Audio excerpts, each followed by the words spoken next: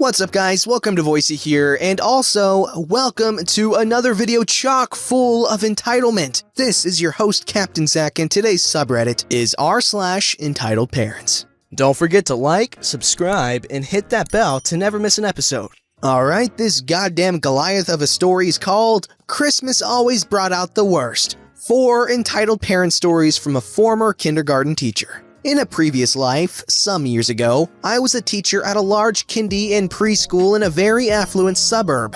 Most of our parents were lovely. Unfortunately, the handful that weren't really took the cake. Sometimes literally. Christmas always seemed to bring out the worst in them. I thought I would share 4 of the more memorable stories. I apologize, this got rather long between them. Parent 1 had 2 lovely children with a third on the way. She had the new bub around 4 weeks before Christmas. One day, a week before Christmas, at drop-off time, I overheard her asking whether we would be open on Christmas Day. We were not, only Christmas Eve and Boxing Day. She seemed displeased with the answer, but left. The new baby was enrolled in the nursery the moment they were 3 weeks old, the minimum age. On Christmas Eve, I heard her screeching at our director at the top of her lungs. She demanded to know why we weren't open on Christmas Day, citing, "It's ridiculous to expect her to change her plans. She shouldn't have to spend the day with children if she didn't want to,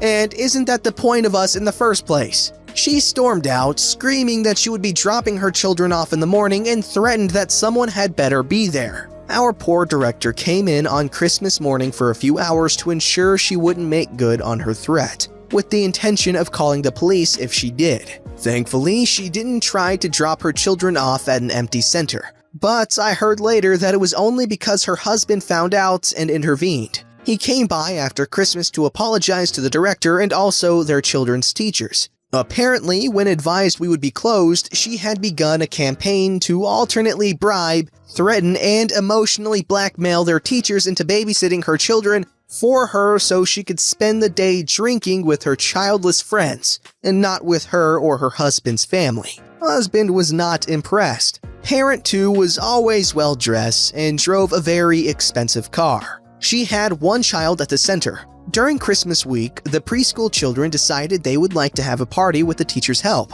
Each parent was asked to bring a small plate to share and were invited to stay and do crafts with their children during the party. The food was largely packaged items like chips and cookies, but a few parents brought true Aussie cuisine: lamingtons, fairy bread, mini frankfurts, and sliced fruit. One parent very generously brought in a huge tier display of beautifully decorated homemade cupcakes to celebrate the end of the year. The kids were incredibly excited to see such a spread of party food, and seeing as there was plenty to go around, sweetly decided to invite the class below them to join the party. The class entitled parent's child was in. As usual, entitled parent dropped off her child late, thus arriving while the party was in full swing. No other parents from her child's class were there, but she immediately scooted upstairs to join in.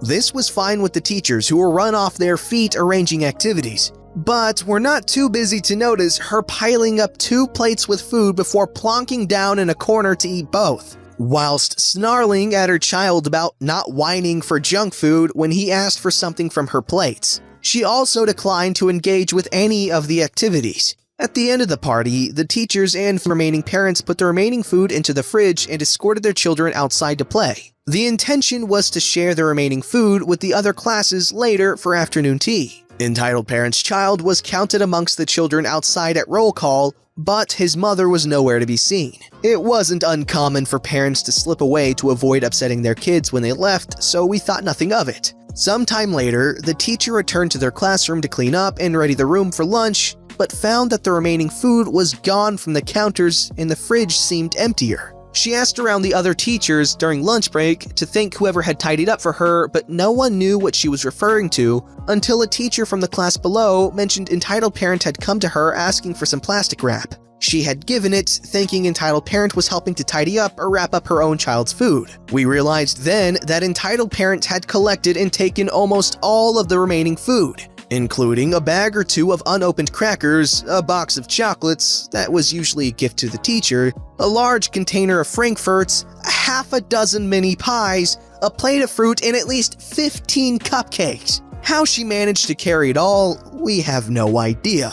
No one brought it up with her, but we couldn't quite look her in the eye after that either. For those wondering how we knew for sure it was her son was sent with the Frankfurts for lunch the next day, in the same container. Parent 3 had 2 children at the center and was renowned for always being late to pickup. He was hit with late pickup fees at least a few times a month, but usually wheedled his way out of paying them, citing this excuse or that. He had notoriously been late to pick them up the previous New Year's Eve. So, this Christmas, the director took him aside to gently remind him that the late collection fees would be triple this year. He ranted that it was ridiculous. Why should he pay babysitting fees when he already paid a lot to have his kids here? And so on.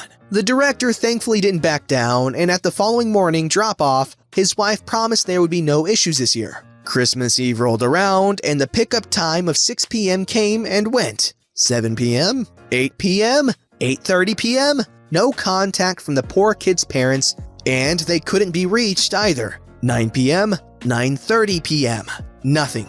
At this point, we had tried not only the parents, but all emergency contacts, none of whose phones were connected. The kids were scared, hungry, tired, and crying despite the best efforts to distract them. We needed approval from head office to call police or remove them from the site, but weren't granted either. Finally, at almost 10 p.m., while the director and 2 remaining staff members, myself included, were deciding whether we were permitted now to call police or take the child off-site, a car showed up. Their frantic mother came running down the path and began hysterically crying and calling out when she saw us. To say we were relieved to see her too was an understatement, more so her poor kids. Her tears turned to rage as she explained her bastard of a husband had told her to go last-minute shopping with their grandparents and he would collect the kids. Instead, he had gone drinking with some work friends. While she had gotten home to find neither him nor the kids, she called him and got the response of, "Don't worry about the kids, they're fine, they're taken care of," and had gotten nothing else out of him but, "They're fine." She had called around all their usual babysitters and family, but no one had heard from the husband. That was when she thought to try us. Living close by, she had driven straight over. Needless to say, she was ropeable but thanked us profusely. We didn't see the family again until the new year. Both she and entitled parent came in together to drop off the kids. I've never seen an adult look as sullen as he did. She forced him to apologize. Entitled parent tried to run away after muttering some sort of apology, but in that terrifying voice that mothers do so well, she asked if there wasn't something he was forgetting. Grumbling and muttering profanities under his breath, he opened his wallet, pulled out $600 cash, shoved it at her, and stormed out, still snarling about there being nothing wrong with what happened and having to pay us was BS. She insisted that we split it between the 3 of us who had stayed back to take care of the kids and promised it would never happen again. Sadly, they divorced later that year, but she was true to her word, and the rare times entitled parent was on pickup duty, after that, he was never late again. Parent 4 had 4 children of different ages. The youngest was in the nursery, the oldest was in the preschool. She was quite well known in the center for wearing a great deal of expensive jewelry, fashionable heels, and pricey perfume. She was generous with her time and often donated craft supplies and secondhand books to the classrooms. Not uncommon acts amongst parents, but she seemed to enjoy making a great show of it. One year, we decided each child in each class could do a surprise gift for their parents. We advertised it to the parents on hand-drawn posters and letters sent home that they would receive their special surprise gifts from their kids as thank yous for supporting the center on Christmas Eve. The general response was, "Oh, that's a lovely idea." Entitled Parent 4, however, was especially excited. She bugged her kids to tell her what the surprise was and winked at the teachers that she couldn't wait. The kids all worked hard on their gifts. The nursery made paper flowers with hand and footprints. My class colored in traced outlines of themselves. Another class made paper lanterns with words like, "I love my mummy, daddy, because," written on the strips. The oldest classes made painted clay hand tree ornaments, and so on. Each teacher took the time to write personalized thank you notes to each parent, citing contributions, memories, etc. When Christmas Eve came around, entitled parent arrived to collect her children, practically skipping. Starting at the nursery, she received the personalized thank you note and the paper flowers. She thanked the teacher and moved on to collect her next child. She received another thank you note and a book of drawings her child had made for her. The teacher later commented that entitled parent had seemed puzzled but had not thought anything of it at the time. Collecting child number 3, she took the thank you note with a frown and the lantern her child had made and shoved it into her handbag along with the book and paper flowers despite her child's cry of, "Careful, mommy!" Child number 4 was the eldest and proudly presented her with his painted clay handprint and another thank you note. This time, entitled parent just stared at the gift, ignoring her child babbling excitedly about how they were made, then looked at the teacher and said, "Is that it?" She apparently then grabbed her eldest's gear, muttering under her breath, and had stormed out. The teacher was puzzled but thought nothing of it until the director came by. Apparently, after entitled parent had gotten home, she had called, demanding to know why we advertised the parents being given gifts when all she received was trash. Apparently, given her numerous and considerable donations to the center, how considerable toilet paper rolls are, I'm not sure, and given our astronomical fees, she had expected to be given something that was more suitable. In other words, something store-bought and expensive. She instructed us to never waste her or her children's time again. Sadly, it was her children who came out the worst in this story. Her 2 eldest were very reluctant to take home artwork again. Sadder still, the eldest had to be coaxed into participating in any craft activities for some time after, even though you could see he wanted to. It was always heartbreaking to see the damage an entitled parent could do to their kids. Oh, okay, that last one really made me sad. That poor kid, or those poor kids. That mother's not a very good— none of these people are good parents. Gosh, they're all jerks, man. I swear, one of these days, I'm gonna read stories about really nice parents who love their children so much and do so many nice things for them and all the sacrifices they make for their children, because those stories are nice and wholesome and make me tear up in other ways. Ah.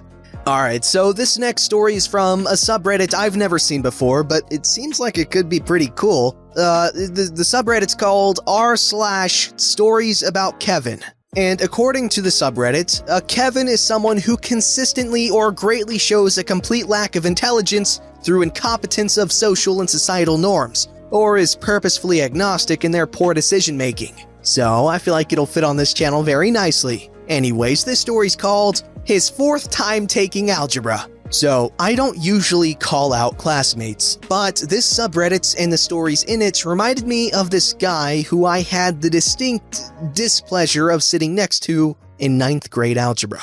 To start with, he stunk. Like, really, really stunk. Not sure to this day what the smell was, but it definitely wasn't BO or pee or even the unique smell of some of the kids who lived on hog farms. The closest thing to it was a sandwich you'd forgotten about in your backpack for a few days. I've described it to others, and they've assumed he was obese. He wasn't. I never saw him with his shirt off, but I'd guess he was about 10 to 12% body fat tops, just from his rough physical shape. He also bragged about how much he loved to play rough with my boys. This guy also smoked. Definitely cigarettes, like weekly, and was always spitting and hawking loogies, etc. He was 18 years old, and this was his 4th time taking 9th grade algebra, and his 5th year of high school. He was boasting on the first day that he was best buds with the teacher and would be an example to all you freshmen. The first test, not even a week after that claim, he bombed with under 30%. He did this for the next 2 tests before teacher picked one of the students to mentor and tutor him for the rest of the class for extra credit. That person also got to sit next to him for the rest of the class. And you guessed it, that person was me. I started tutoring him right away in class, and oh boy, did I have a job ahead of me. He thought each letter in the alphabet corresponded to its place in the alphabet. In the equation mx plus b equals y, he thought it meant 13 times 24 plus 2 equals 25, and was always trying to play around with moving the letters to make it make sense to him. He was constantly forgetting about PEMDAS and instead did functions from left to right just like reading. I stuck it out, mostly because of the extra credit. I arranged for him to meet me for tutoring in the library. I prepped for a crash course in math and resetting everything he knew about math. He showed up about 20 minutes late and brought his girl with him. Then they spent the next 2 hours kissing and just about ignoring everything I tried to teach him.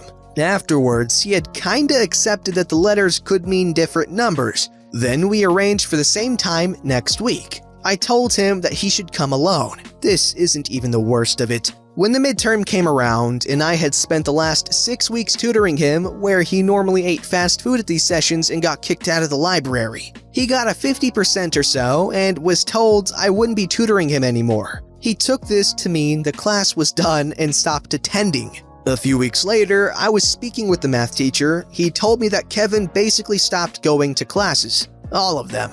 Kevin was hauled in by the truant officer and tried to explain that he had flunked out again and was waiting until the next term to return. He was set straight, kinda, and was returned to his classes. In December, he turned 19 and started to hang around the various military recruiters that came to the school. He kept bragging to the others in the class that he was just gonna sign up and go to war. Granted, this was during the Iraq War, but I was like, seriously, man? You need to graduate to enlist. The term came to its end. He failed algebra and was told he'd have to repeat his senior year again. On January 5th, when we came back, he decided it was senior prank day and proceeded to stand on the roof with a fire hose and spray students coming in with water. In January, when it's single digits and snowing outside, he was arrested after 50 to 60 students, good thing the school had 10 or so entrances, were hosed down until soaked, and then the water started to freeze on the walkway and more kids started to slip on the ice. He was arrested again, but came back to school at the end of January for reasons. He wasn't popular by any means, had yet a new girl, and continued trying to join the military despite getting told by all of them his arrest made him ineligible. He finally got expelled when he was found to be using his locker as storage for various drugs. I heard and saw a bit more about him over the next few years. He made the rounds at various fast food places, always getting fired for some reason or another. He worked for Walmart and I bumped into him one day. He worked in the grocery and was stocking. He still smelled. I know this isn't as detailed as some others, but that guy just had this look. The look of someone seeing something and not understanding any of it. The look never changed, regardless if he was doing something or looking aimlessly off into the ceiling. And again, I need to reiterate, he stank! It was the kind of smell that is just impossible to put your finger on, but it's something you never get used to. It wasn't obvious from across the room, but once you were within 4 to 6 feet, it hits you like a freight train. Oh, interesting smelling people. I've met a few of those in my lifetime. Let me know, guys, in the comments below, first of all, what you thought of this story. Second, if you'd like to see more from this subreddit. Don't forget to like, subscribe, and hit that bell to never miss an episode.